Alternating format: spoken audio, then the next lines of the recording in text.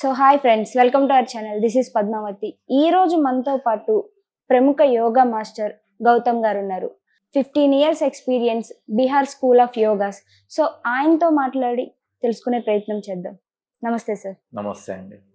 Sir, చాలా వరకు ప్రస్తుతం ఉన్న జనరేషన్లో చాలా మంది యోగాస్ చేస్తూ ఉంటున్నారు, నేర్చుకునే ప్రయత్నం కూడా ప్రెసెంట్ చాలా మంది చేస్తూనే ఉంటున్నారు.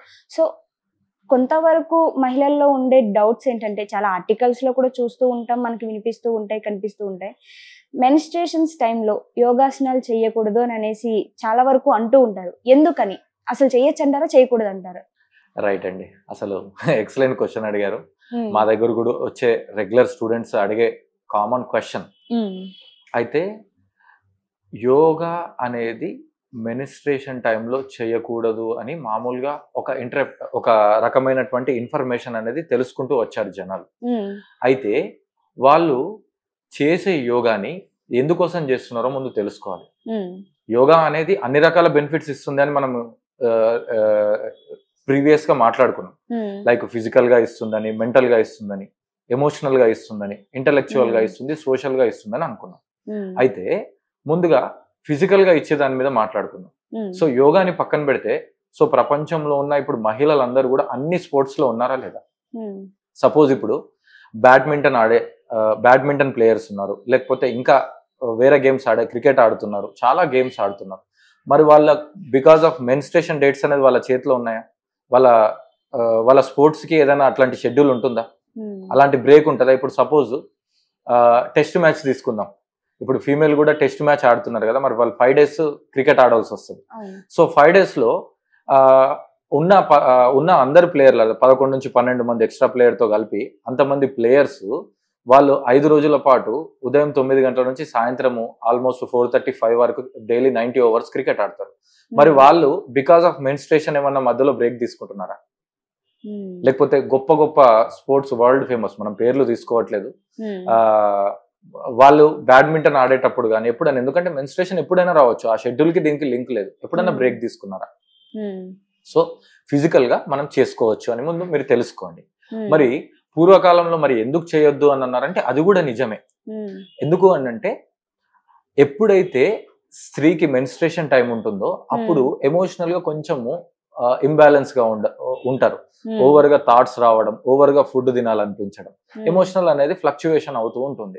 సో ఆ టైంలో ఈ మిగతా యోగా రిలేటెడ్ ఈ ప్రాణాయామాలు కానీ డిఫరెంట్ ప్రాక్టీసెస్ అనేది డిఫరెంట్ గా ప్రభావం చూపిస్తూ ఉంటాయి. కాబట్టి ఎలాంటి ప్రాక్టీసెస్ చేస్తే మూడ్ కామ్ గా ఉంటుందో అలాంటి సెలెక్టివ్ ప్రాక్టీసెస్ చేసుకోవాలి ఈ 4-5 రోజులు. లైక్ భస్త్రిక లాంటి, కపాలభాతి లాంటి ప్రాక్టీసెస్ చేయకూడదు. ప్లస్ యోగాలో కూడా సూర్య నమస్కారాలు లాంటివి కానీ, లేదంటే పొట్టని ఎక్కువగా ఇబ్బంది పెట్టే ప్రాక్టీసెస్ కానీ, లేదంటే ఆ టైంలో బ్లడ్ ఫ్లో ఎక్కువగా ఉంటుంది కాబట్టి ఆ రిలేటెడ్ ప్రాక్టీసెస్ చేయకూడదు.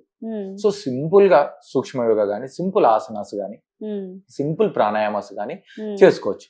మేము కూడా వాళ్ళ వయసుని బట్టి, వాళ్ళ ఏజ్ని బట్టి, వాళ్ళ ప్రొఫెషన్ ని బట్టి, ఈవెన్ మెన్స్ట్రేషన్ టైంలో కూడా మేము వాళ్ళకు ప్రత్యేకమైన యోగా డిజైన్ చేసి చెప్తూ ఉంటాం అన్నమాట. నా concept 365 days yoga, Monday to Sunday yoga, everyday yoga, any time yoga అనే కాన్సెప్ట్ లో నేను ఉంటాను. ఎందుకు అంటే నా మెజారిటీ ఆఫ్ క్లయింట్స్ ఫీమేలే. మెజారిటీ గత 15 సంవత్సరాల నుంచి ప్రతి 100 మందిలో 85-90 మంది ఫీమేలే ఉంటారు. మెయిన్ గా యోగాకి బ్రేక్స్ అవసరం పడేది మళ్ళీ ఫీమేల్ కి. పాపం చుట్టాలు వచ్చిన బ్రేకే, మెన్స్ట్రేషనల్ బ్రేకే, పిల్లలకి ఎగ్జామ్ ఉన్నా బ్రేకే, తనకి హెల్త్ బాగాలేకపోయినా బ్రేకే, హస్బెండ్ కి ఏదైనా వర్క్ ఉన్నా బ్రేకే. ఇప్పుడు చెప్పండి, యోగాలో suppose Monday to Friday create చేస్తే వాళ్ళకి 10-15 days కంటే ఎక్కువ కుదరదు కదా. కాబట్టి వాళ్ళకి గనుక 365 days అంటే Monday to Sunday, even menstruation టైంలో, లేదంటే ఫ్లెక్సిబుల్ గా మార్నింగ్ కానీ, ఆఫ్టర్నూన్ కానీ, ఈవినింగ్ కానీ చేసుకునే ఫ్లెక్సిబిలిటీ క్రియేట్ చేసినప్పుడు ఫీమేల్ తన మాక్సిమం యోగా బెనిఫిట్స్ ని పొందుతుంది అని చెప్పి చాలా రీసెర్చ్ చేసి అందులో భాగంగా మెన్స్ట్రేషన్ టైంలో యోగా చేయొచ్చా లేదా అని మీతో పంచుకోవడం జరిగింది.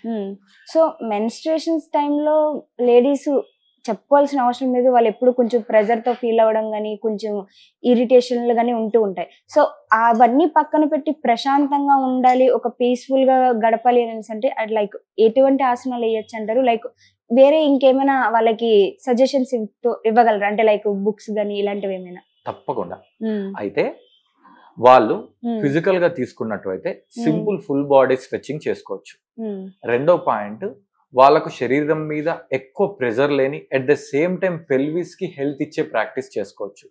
ఎలాంటి అంటే సింపుల్ గా శవాసన, సుప్త బద్ధకోణాసన, ఇంకా కొన్ని ఆసనాలు లైక్ సింపుల్ సరళ అశ్వ సంచలనాసనం, అంటే పెల్విస్ ని బాగా స్ట్రెంగ్త్ క్రియేట్ చేస్తుంది.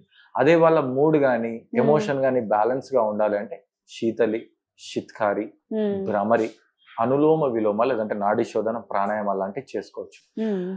ఆహార నియమాలు అంటారా, ఆ టైంలో కొంచెం పాపం వాళ్ళు ఫుడ్ తినాలనిపిస్తుంది కాబట్టి వాళ్ళు తినొచ్చు, ఏం పర్వాలేదు. కాకపోతే అతిగా తినకుండా కొంచెం లైట్ ఫుడ్ తీసుకోవచ్చు.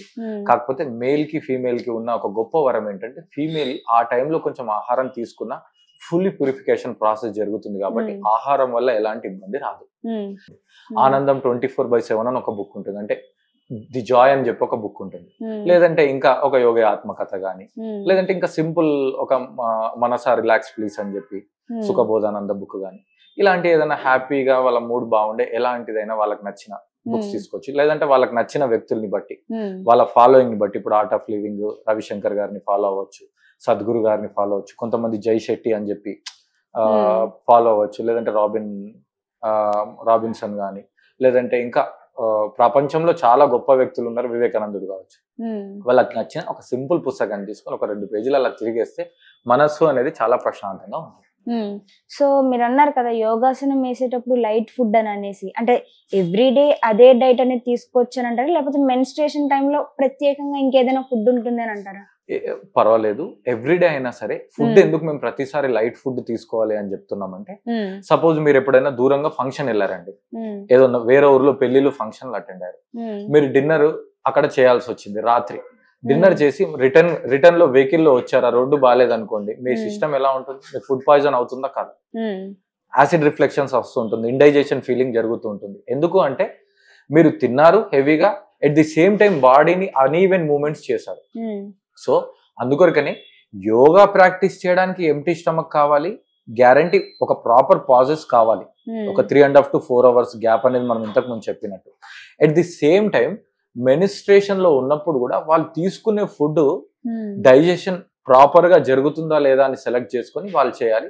Try to avoid non veg food during these days, ఎందుకంటే హీట్ జనరేట్ చేస్తుంది కాబట్టి, అంటే పెల్విస్ ని బాగా స్ట్రెంగ్త్ క్రియేట్ చేస్తుంది.